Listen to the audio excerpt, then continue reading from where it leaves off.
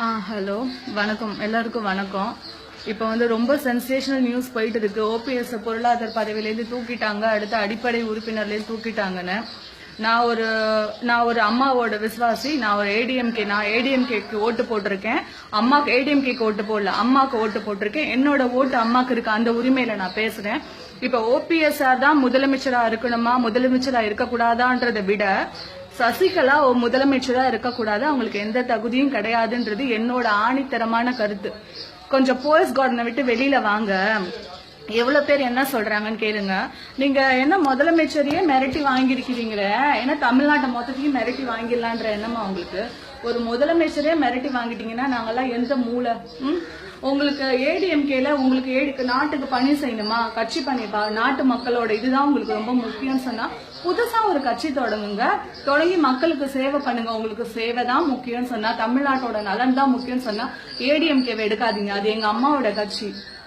மக்களுக்காக நான், மக்களால் நான் சொன்னவங்க. அவங்க ஒருத்தங்களை தேர்ந்தெடுத்திருக்காங்க, அவங்களுக்கு நீங்க மரியாதை கொடுக்கறதா இருந்தா நீங்க எப்படி பன்னீர்செல்வம் நீங்க எடுக்குவீங்க, அவரோட பதவியிலேருந்து எடுப்பீங்க? ஏடிஎம்கே சசிகலாக்குன்னு சொன்னா எங்களுக்கு ஏடிஎம்கேவே வேணாம். ஆனா அது சசிகலா, அது ஏடிஎம்கே கிடையாது, அம்மாவோட கட்சி. அம்மா பன்னீர்செல்வத்தை உட்கார வச்சாங்க.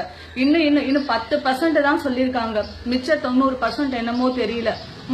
ஒரு முதலமைச்சருக்கே இந்த உங்களை முதலமைச்சரா ஏத்துக்கிற மனநிலைமையில தமிழ்நாட்டு மக்கள் இல்லங்க, அதை புரிஞ்சுக்கோங்க. நீங்களா ஒரு நாளைக்காச்சும் அந்த சேர்ல உட்காந்துருந்து எதுக்கு இப்படி ஆசைப்பட்டு உட்கார்ந்து இருக்கிறீங்க? அதுக்கான குவாலிபிகேஷன் கொஞ்சம் வெளியில வந்து பாருங்களேன். உங்க இந்த மாஃபியா கும்பல் இதை வச்சுக்கிட்டு நீங்க எல்லாத்தையும் எத்தனை பேரை மிரட்டுவீங்க? 130 பேரை பிடிச்சி உள்ள உட்கார வச்சிருக்கீங்க, மிரட்டுறீங்க. இருக்கிற அத்தனை பேர்த்தையும் என்ன பண்ண போறீங்க? எல்லாத்தையும் மிரட்ட போறீங்களா?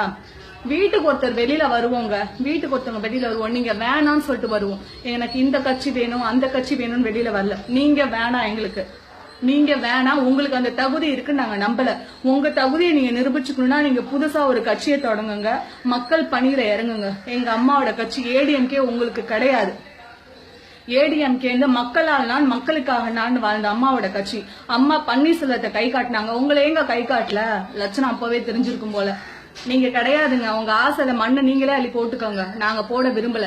நீங்க வரணும்னு நினைச்சீங்கன்னா நாங்க வீட்டுக்கு ஒருத்தவங்க வீட்டை விட்டு வெளியில வருவோம். நீங்க வேணான்னு, எங்களுக்கு இவங்க வரணும் அவங்க வரணும்ன்றது முக்கியம் இல்ல. நீங்க வேணாம், நீங்க எங்களுக்கு முதலமைச்சர் கிடையாது.